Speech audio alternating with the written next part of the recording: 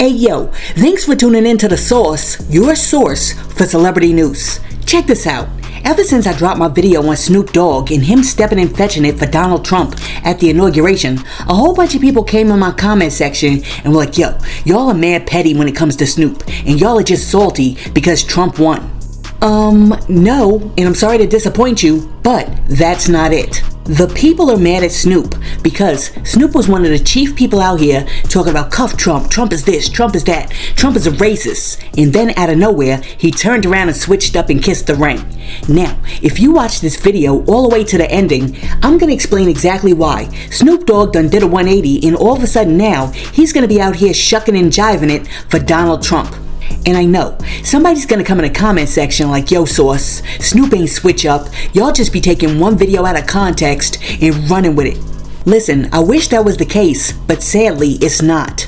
Do you know how many times Snoop Dogg jumped on social media talking about cuff Donald Trump, Trump is a racist, I don't rock with Donald Trump, and anybody who rocks with Donald Trump is a sellout, before jumping on that stage, accepting a check from Trump, and performing at the crypto ball? If you don't, let me remind you. But really quick, before I do remind you, be sure to hit that like and subscribe button. And let me add this. For all of the people who are going to come in the comment section being like, yeah, Snoop switched up because Biden did this and Kamala didn't do this. Let me ask you a quick question. If Snoop believed that Trump was a racist before Biden and Harris went into office, and then he felt that Biden and Harris did a bad job, how does that make Trump not a racist? I mean, just a question, and if you have an answer for me, let me know down below. Now, back to the reminder. So ain't nobody gonna perform for Donald Trump, huh? Which one of you jigaboo gonna be the first one to do it? I'm waiting. I'm gonna roast the out one of you Uncle Tom for doing it. Which one of you gonna do it first? I was the one that performs for himself. About you just thought that I had to be in Compton before the day began, before the month started. About my friends, Snoop Dogg is tripping. This man just 4 years ago was talking about how people being Uncle Toms, getting up there singing and dancing for Master when it came to the inaugurations. And then this time around, now he's over here performing for Donald Trump's inauguration. Man, I just can't even respect it, because if he would have not had such a strong opinion from the beginning, it wouldn't have been such a big deal. Snoop Dogg's like the mayor of the West Coast with the reach, his demographic, the way that his fan base is, things like that. This man is known all across the world. And for you to come out one way in such a strong opinion and now all of a sudden not even have that same opinion and go against all the things that you stood on, that just doesn't sit right with me morally. Whether or not Trump is right, wrong, I don't care. It doesn't make no sense that you change your mind that drastically. Rewind and come back, selector. Politicians keep lying and mothers, they keep on crying. But me, I just keep on grinding and trying. See, I ain't lying, I'm just on it like I'm on it, I'm on it. I'm getting sick and tired of this motherfucker in the White House popping off. Every time I look up, he tweeting different rappers. He running his mouth so much I wanna run up and slap him. But if I do, I might catch a case. I'm in your face and I don't give a fuck. Nigga have a taste. I mix the bass with the drums, knots don't stop. It's Big Snoopy Dogg, I'm coming off of the top. See, I can break it down for you slow or fast, it don't matter. When it comes to this shit, I put the mix to the batter. Shit chatter gets closed up. Nigga, put your hoes up. It's Snoop Dogg and that punk bitch that shows up. This is real, this shit straight from the fizz on. Had to wake you up and put some of this shit on your fizz on. It's on your fizz on, the I to the Jizzy, S to the N, double O into the Pizzy. Smoking on the Blizzy, I make it look easy. I'm going about this motherfucker happy measy.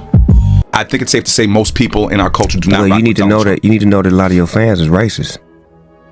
Ain't no fucking way around. Don't even try to put no. I don't even want to put anything around. I do. I don't give a fuck. I tell him straight up, motherfucker. If you like that nigga, you motherfucking racist. Fuck you and fuck him. Now what? All right. Draw the line, nigga. He drew the lines. Exactly. He drew the motherfucking lines. Before him, there were no lines. Everybody was everybody. We respected everything. We didn't trip. But nigga, when you drew the line, nigga, start pointing motherfuckers out and saying, nigga, fuck y'all then, nigga. Yeah, that's how I feel. You and them. If you're just tuning in, we're talking Kanye about Donald too, Trump. nigga. Don't forget about him too. Fuck you too. Well, this is what I was gonna say about that. I was gonna bring up Kanye. And you throw him in the bag too, cause he right with them motherfuckers. But I gotta ask you a question, my brother. I watch a lot of roasts. I remember you were at the Donald Trump roast. And I was roasting his ass. I wasn't being his buddy. Nah, I got paid, nigga. But you know how much I got paid? How much? A whole lot of money. But here's what I wanted to ask you.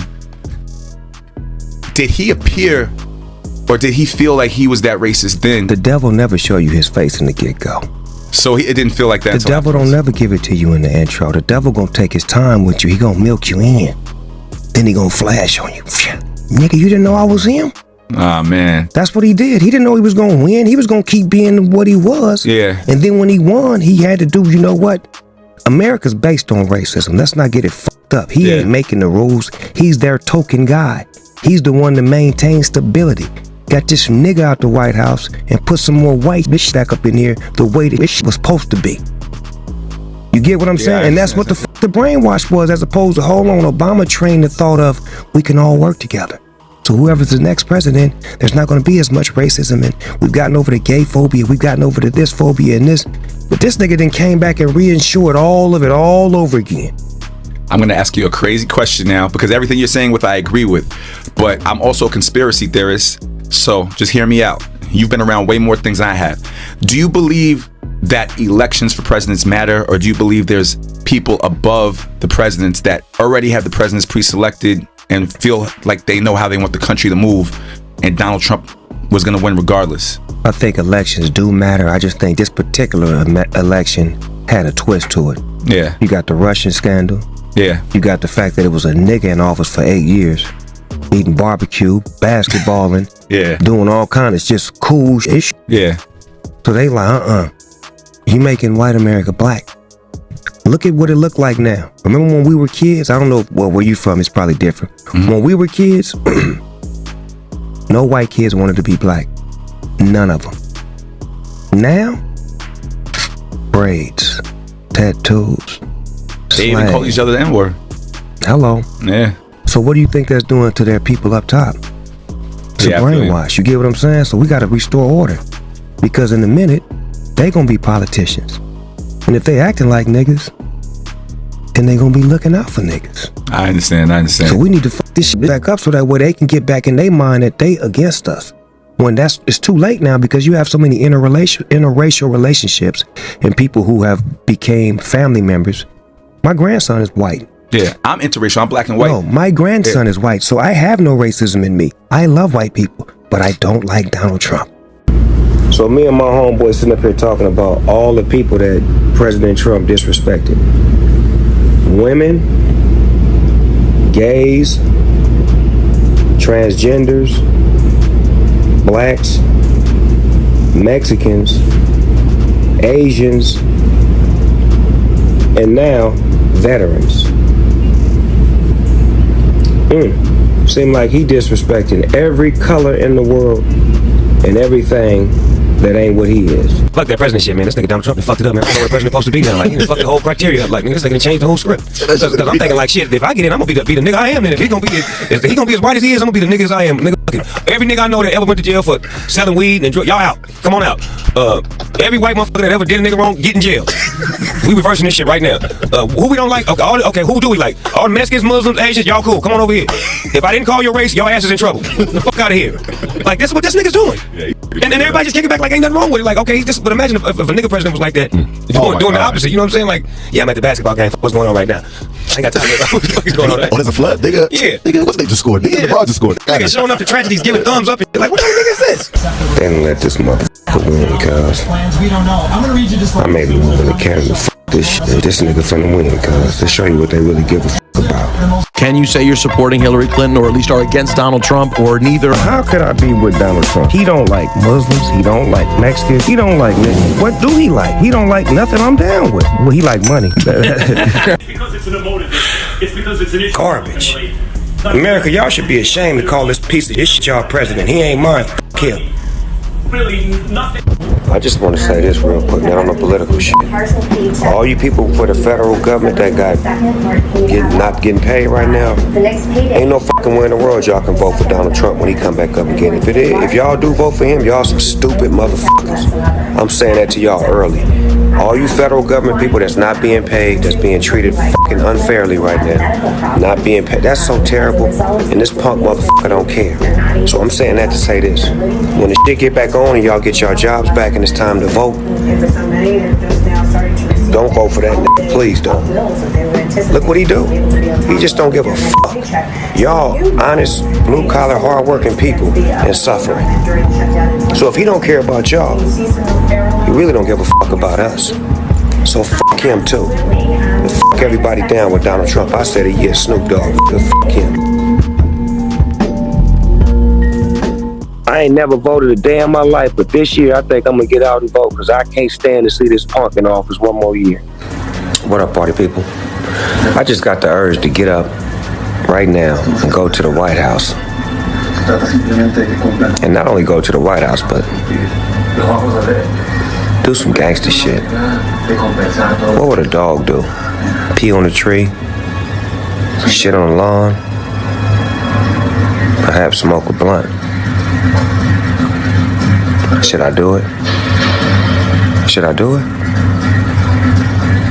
If 20,000 motherfuckers hit this like button in less than 3 minutes, I'm going to the White House to do it. 20,000 motherfuckers, 3 minutes, the clock begins now. Let's go. Shit, motherfucker. Okay, there we go. There go the White House right there, huh? Well, that is the White House. Yeah. All the motherfuckers are Secret Service, huh? On the rooftop. Wish I could get out and take a picture right now. But you can't park, huh? Fuck it, let me out, nigga. Let me get a picture in front of this motherfucker, nigga. Snoop Dogg, nigga. Fuck the president. Fuck.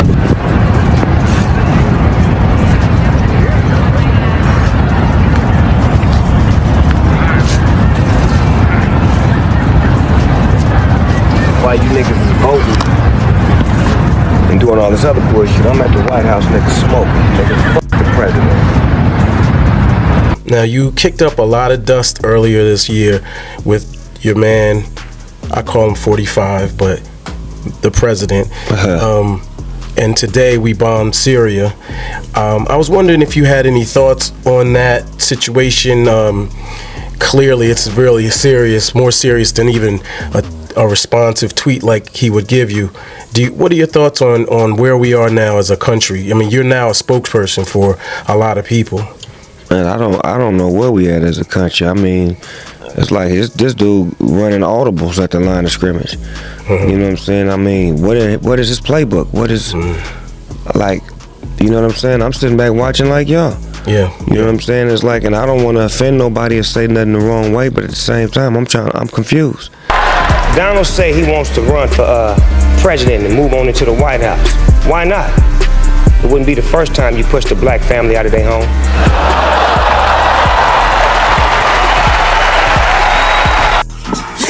I will build a great wall on our southern border, and I will have Mexico pay for that wall. Yeah, right. Mark my word. The opioid my doctor prescribed for my chronic back pain backed me up big time. No, I'm just playing. This nigga win, God bless the kids. God bless the kids. This nigga wicked. Me and Nibble ain't that's blood. Let me stop this shit. We on LA rally, we gon' crash your issue. Donald Trump. Donald Trump. All you niggas that voted for him, you got to feel stupid. All you motherfuckers that went to go sit down and visit with him and talk with him gotta feel stupid. Get you some act right. Get with the real team. Us. Fuck him. Straight up, nigga, I said it and I meant it. Now, I know, you're like, Source, we get it. We know who did what, when, where, and how, but we need to know why. And I'm getting ready to put you on. But in order to put you on to why, Snoop Dogg done sold out 80% of black men and 90% of black women in the black community. We gotta go back, way back to the old school. What we're gonna do right here is go back. Way back into time. Okay, so this is what happened. Back in the late 70s and early 80s, a guy named Michael Harry O. Harris, aka The Octopus, aka Harry Oath, aka The Godfather, was a bounty hunter blood who sold drugs and moved mad cocaine in and out of South Central LA. This is the tale of Michael Harry O. Harris, a man authorities claim juggled attempted murder and high society ambitions all at the same time. Picture this: South Central in the 1980s, ground zero for the crack explosion. At just 26, Harry O., a member of the Blood Street gang known as the Bounty Hunters, had already amassed millions. This wasn't just any young hustler. In the narcotics underworld, he was a kingpin. Born on West 46th Street, Harry O. built a sprawling narcotics network that reached from California to New York. His operations stretched across states like Arizona, Texas, Michigan, and even Florida. The scale of his empire was so vast that even notorious Colombian kingpins, like Mario Villabona, had to deal with him directly. But despite his dominance in the drug game, Michael Harry O. Harris had bigger dreams. He wanted more than just the street life. He craved legitimacy, respect, and a seat among the elite. To achieve this, he flipped his ill-gotten gains into legitimate ventures. He wanted to be more than a kingpin. He wanted to be a mogul. From narcotics to high society, this is the story of a man who dared to dream big, even if his methods were anything but conventional. Working hand in hand with his brother David, Harry would get the white powder from the Colombians and then distribute pounds of the cocaine across the nation to places like California, Arizona, Texas, Michigan, Florida, and New York. So, by the time Harry was 26, he had become one of the biggest drug traffickers in the US. Now, just so we're clear, we're not talking about some dude who was riding around in like a Pontiac Fiero. We're talking about a dude who was making Maybach money back in '88. People consider me a gangster, a drug dealer. I don't consider myself that. I've experienced life in almost every form and fashion imaginable. I have dealt in the high society classes. I have dealt in the lowest of the low. I come from a poverty-stricken community. I was able to live in affluent neighborhoods and have businesses in affluent business sectors, Beverly Hills, Encino. I grew up with a little bit of all of it. People call me the O. They stopped calling me Harry O and start calling me the O for octopus, because they say I keep my hands in everybody's, in a little bit of everything. Alright, so beginning in the early 80s, Colombian drug dealers started cutting out their old Mexican middlemen and dealing directly with the black cocaine wholesalers. So, as a drug kingpin, Harry O amassed a small fortune. But Harry O was different, and he wasn't all about the streets. So, while he was making his dirty money, he also found ways to make clean money too. For example, he was the person who financed the first Broadway play that Denzel acted in. So yes, if it wasn't for an LA drug dealer, we may have never known the likes of Denzel Washington. Wow, I mean, you learn something new every day. Alright, so while Harry O was out there on those South Central LA streets making big moves like he was Ghost from Power, in 1988 he got hemmed up and arrested by the cops, and Harry O was convicted of drug trafficking, kidnapping, and attempted murder, and Harry O was sentenced to 25 years to life.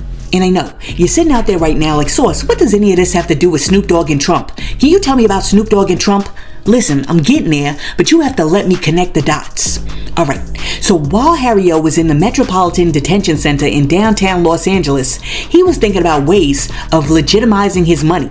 And one of the attorneys that was working for him, named David Kenner, suggested that he should meet with a young guy named Suge Knight, who was trying to do a little something in the music business. 6 or 7 months before I actually met Suge, I was ordered by the federal court to pay $100,000 in cash for my federal transcripts, because I had successfully turned my money over. And so when I met Suge and David, at this point, even though I was being tried for on a case that there was no physical evidence or witnesses tying me to these cases, I still had the reminiscence of the drug trade following me. So, Suge visited Harry O in jail, and because Harry O had money to invest, and he also believed in the vision that Suge Knight shared with him, he gave Suge $1.5 million in seed money to set up a company called Godfather Entertainment, which eventually became, yes, you guessed it, Death Row Records. Now, although Harry O was in jail, he wasn't the type of dude that was going to sit behind bars and be a silent 50-50 partner. So, he put his half of Death Row Records in his wife's name, and this dude still had a hand in the day-to-day business activities and decision-making over there at Death Row, and his influence at the record label was well known, respected, and enforced. As a matter of fact, there was a specific phone in Death Row Records office dedicated to taking Harry O's phone calls, and nobody was allowed to use the phone, just in case Harry O called. I mean, it was crazy, because as the story goes, one night in 1992, Suge caught two rappers using the phone, and when he told them to hang up the phone, they refused to do it immediately. So Suge did what he does best, and he eventually caught assault charges for the can of whoop ass that he unleashed on both of them. Now, I don't know exactly what Suge did to these two rappers to catch the charges, but I have a feeling that it was something like taking off his belt and being like, I thought I told y'all not to touch that phone, mothercuffers. And because we all know Suge, Marion Knight, I think it's safe to assume that that's the clean version. So, as you know, in the early 90s, Death Row started to blow up, and the label started making mad money through its artists like Snoop Dogg, Dr. Dre, and Pac. And it was during this particular time that Suge and the attorney David Kenner, you know, the one who had originally introduced Harry O to Suge, they started getting mad tight because David Kenner was Death Row's attorney, and he was also representing all of the Death Row artists. And when Snoop Dogg got charged with murder, Kenner was Snoop Dogg's attorney. The East Coast and the West Coast thing, as tragic as it has been over the last few years with people actually losing their lives, is truly motivated by an economic situation opposed to any personal vendettas. Meaning that the East Coast traditionally created rap as we know it, and the West Coast was able to turn it into stupid, crazy money. So that created animosity, and Suge just inflamed it. He didn't create it; he inflamed it with his ego, and that caused Puffy Cone to blow up because they was able to get behind him and Biggie and represent the East Coast, and then they eventually started to do gangster type music. They just don't call it that, but that's what changed their economic plight. I believe that if it wasn't for Suge, Puffy would never reach the level that he reached. I had confronted him about some of the things that I felt that he was doing that was disrespectful to me, and I also counseled him on the gang scenario, how it was getting out of hand. And it's one thing to stay in contact with the streets, it's another thing to bring certain street individuals into that type of surroundings without the proper training, because they are who they are, and that he was in a position to really solidify himself as a businessman, and he should not have mixed the two. He could go into the communities and do the functions and the concerts and the car shows, but when he came up into the office, he was supposed to be able to be two players. He's supposed to be able to wear two hats. He chose not to do that. He called it and labeled it keeping it real, which I called it the steps to his destruction. Okay, so according to Michael Harris, aka Harry O, Suge let the fame get to his head, and he also wanted Death Row all to himself. So he got closer and closer to David Kenner, and these two conspired to get rid of him. Kenner actually became immersed in our community, in our society, when he hooked up with Death Row, and which was strange to a lot of his peers, as well as Suge too. Suge could be charmed the clothes off a bear. At the same time, he could also put a bear to sleep. So what I'm trying to say to you is, this was a unique combination of individuals who came together, who acted in civil manners when they were sitting at the round table, but in their own perspective areas of control, they were vicious. He told Suge, you can have the company as long as you give me my $1.5 million that I initially invested back. Snitch on Suge and say that he was operating a criminal enterprise. We will cut your sentence right now. And Harry O was like, nah son, I'm no snitch. In our war or our misunderstanding with the assistance of the federal government, and when I did not cooperate with them, they started a media campaign that kind of put me in a situation as if I was working with them when that was not the case. Calling you a snitch. Exactly, and Suge biting into it, and now I'm being branded the lowest form of a human being that you could be. Even though I was mischaracterized in the streets, the people who knew me knew that it was not true. But at the same time, there was a lot of people who didn't know me question the situation, but they really thought about it. I could have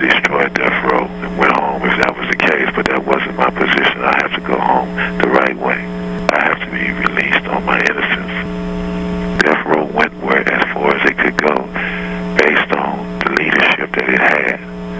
Because Suge became quite a paranoid and kind of malicious in his dealing at the point that he started to destroy his own people. He started to demean his own people, and he started to keep chaos between them, opposed to going into the movie business, opposed to going into other areas of the entertainment business that was available, the apparel business, creating a real empire. There will come a day where it all will make sense. What the impact Death Row would have on the 21st century, what it had on urban music, what it had on urban society, what it would have on the industry at large. I'm as street can get. And at the same time, that does not mean that I don't understand business. That doesn't mean I don't have morals. That don't mean I don't have, I'm in touch with my spirituality. But it does mean I come from where I come from, and there's rules and regulations that I stand by. I'd rather die as a stand-up guy than live as a coward, is what I'm saying. Get this, even though Harry O didn't rat out Suge and Kenna were still trying to screw him out of his money. So they publicly started denying that he ever gave Suge Knight any startup money, even though Kenna previously mentioned Harry O on some of the TV interviews up with Snoop Dogg to run a play on him so that they could get the bag and also force Death Row into bankruptcy so that he would lose ownership of the label and the label would eventually be available for sale. Check out what Suge Knight had to say about the whole situation. Snoop has a partner, which is Michael Harris, correct? Correct. Right. Yep. If you look at it, they committed fraud. They committed bankruptcy fraud. I didn't lose my company by doing anything wrong. They went in and a lawyer didn't show up, and they got a default judgment. I settled the judgment. They turned around and said I didn't settle the judgment, but they committed bankruptcy fraud, which we just found out for sure last week. When they filed bankruptcy in '95, they said it had nothing to do with Death Row or anything. And the lawyer did also. And the lawyers knew. And you can't commit bankruptcy fraud and settle and do those types of things. So the same guy, you see in the series, when you see all his deposition in prison, her deposition, when they said the lawyers knew this, they had filed bankruptcy and they had a right to do it and they settled. You can't turn around and do it. It's called illegal. It's a crime. So you can't take a person who committed the worst crime of the century to take Death Row from black people trying to give it to white people and think you're going to turn around and reward and say he's going to grab Snoop and they're going to go get it back and have Death Row. It don't work like that. So if we're gonna talk about something, let's talk about it. Now, a lot of people thought that Suge Knight was full of it. They were like, yo, this dude just be talking and yin-yang. Until some phone calls between Harry O and his attorney got leaked during the court case. And it's very clear that Harry O and his attorney had a little in with the judge.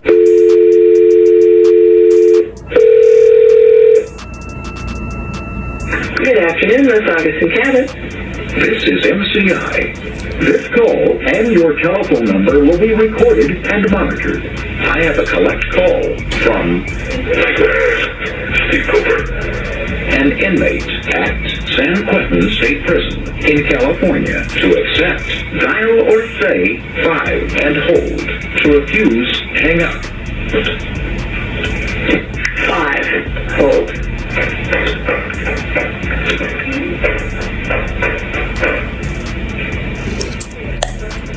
Your call is being connected. Thank you for using MCI. Thank you. Thank you. 1 moment, please. We had this thing with the judge today, who I've been in front of before. The atmosphere in this room in the deposition is pretty formal looking. Right. We're in a big, nice conference room. The judge is trying to help us. Right. Sitting there off the record, like giving me advice. No, he ain't. Yeah, he's sitting there saying, before we go on the record, let me give you some clues. And he's sort of telling me what I should say, and then what he's going to say, and this. Wow. Yeah, he's mad that they didn't show up. He was ready for it. He's ready, and he... So wait a minute. Let me stop this right here. We're listening to a guy from prison calling to an attorney who's saying that he was in a formal meeting with the judge, and the judge is telling him what he should say, and the judge is telling him what he's going to say. And Suge Knight's attorneys are basically begging and pleading for somebody to give him some fairness in this trial. But when the squeeze play is going down, the squeeze play is going down, and there's nothing you can do about it. You see, they control the game. One ruling came down that favored Ms. Harris, and another came down that was against Givens or Knight, and that's evidence that the referee's prejudiced. Wow. So you know then, I kind of like told her that this would take away all her pressures. Yeah, and, you know, if she would do this and turn everything over to me, I would look out for her on the back end, just on me personally. She's on board. I just talked to her. I told her to think about it last night. She said, hey, you know, she's on board. We don't even really need her after she turned it over. If we did need her to go to the court and said, you know, no problem with the receivership and it's over with. After that, we're the only ones that anybody can talk to about anything. You clearly heard Harry O on the phone with his attorney discussing a meeting that he had with the judge prior to the court proceedings even taking place, which is a violation. The judge is telling you what he's going to say. He's telling you what you should say. And this is all surrounding around death row. $107 million settlement to Lydia Harris and Harry O. Harris. So did Harry O. and Suge Knight, did Harry O. and Snoop Dogg conspire to steal death row from Suge Knight? Okay, so chess move number 1 complete. Harry O successfully snatches the bag and forces Death Row into bankruptcy, which officially removes ownership from Suge and puts the label back on the market. Now, after Death Row Records filed for bankruptcy in 2006, the label was auctioned off to the highest bidder, and Wide Awake Entertainment snagged it for $18 million. Now, to get Death Row back, so that him and Harry O could control it again. So, in order to do this, Snoop offered to work for E1 for free in exchange for Death Row Records and his masters. But E1 was like, okay, tell you what, if you come work for us for 12 years, we'll give you Death Row in 15 years. And Snoop, who obviously overestimated his value to the company and thought that he would only have to be an indentured servant. So I'm talking to E1, they give me the runaround, so I'm like, look, check it out. Why don't y'all let me come work for y'all so I can get my masters? I can blow y'all shit up, make this shit go, give me the Death Row catalog, and let me get my masters. Okay, Snoop, come work for us for 12 years. You get your masters back in 15, you get $250,000, and you just put them high heels back on and be the best hoe you ever been. Snoop, you went too fast. No, I'm telling you the truth. So I slid them whole shoes over there. Put the pimp shit back on. Wait a minute, you went too fast. You took the whole shoes off. You said, no. I don't wear those no more. You don't wear those no more? I don't wear those no more. Put on the pimp shoes. Went and had a discussion with Lucien Grange. Mr. Grange, I can come work for you, make your label better. How? You rich, you ballin', you don't need this shit, you Snoop Dogg. I can help you. I got people over here that need help, and I just love Def Jam. I fucking wanted to be on Def Jam as a kid. Give me a job. Give me the job. Come over there, change a few things, make shit happen, get it popping and bopping. Then I hear, oh, they sold E1 and Death Row to some trillionaires. Oh, they did? So I got some people that know the trillionaires. That's like, let me get you on the phone with them. Yeah, what's that? We got Death Row. We don't know what the fuck to do with it. I do. How much it costs? Boop, boop. How much my masters cost? God damn. Oh, fuck. Hold on, give me a minute. Your masters is crazy. I'm like, give me a minute, man. Damn, shit. So I maneuver, whoop. Let me just get Death Row. I don't even want the masters right now. Because it's all scheme. It's chess, it ain't checkers. Okay, so chess move number 2 complete. Snoop Dogg got Death Row back. But then it was time for chess move number 3, getting Harry O out of prison so that he could resume his role over there at Death Row and help Snoop run the label. First, Snoop tried to take the traditional route and he petitioned for Harry O's release, but the parole board was like, nope. So then, Snoop had to make another move, and when he saw that Trump was over there pardoning Kodak Black, and he also looked out for Lil Wayne, Snoop was like, okay, Trump is the only move on the board that I have left to play. But he had one problem. He had spent mad years blowing up Trump's spot and calling him out for being a racist. And y'all know darn well that Trump can be petty when it comes to his crowd sizes and people calling him names. So he really wasn't cuffing with Snoop the same way that he used to cuff with Kim Kardashian and Kanye. But at the end of the day, no matter what you might think about Trump, Trump is a businessman. So he was like, okay, Snoop, I'll pardon your boy. And then that was it. We don't know what the conditions were for his release. But what we do know is after that, Snoop Dogg started to change his tune when it came to Trump. For example, all of a sudden Snoop Dogg started doing interviews in which he started saying things like this. Donald Trump, he ain't done nothing wrong to me. He's done only great things for me. He pardoned Michael Harris. So essentially what you're basically saying is that in order to get the deal done and to get Trump to like pardon your boy, you bowed down and kissed the ring while Trump was standing over you like, I love it when you call me Big Papa. And now, because you're indebted to Trump, you're basically his indentured servant. And us as black people can't trust nothing that Snoop has to say. Because at least for the next 4 years, Snoop is compromised, which is why I suspect when Trump or his people called him and they were like, listen, we need you to perform at the crypto ball, Snoop didn't have a choice. You know why? Because now, when Trump or his people call Snoop and they're like, jump, Snoop has put himself in a position where he has to say, how high? Now, as soon as Harry O got his pardon after spending 33 years in prison, he immediately returned to death row as the COO of the company. Harry O got freed up, unfinished business, we LLC'd up, off anchor, G'd up. And this like Snoop said the other day, he got a song he just did. He said, yeah, there's still death row, it might look a little different. See, so when I heard him do that lyric yesterday, I thought about what he did and what you doing. He said, we still death row, we just look a little different. So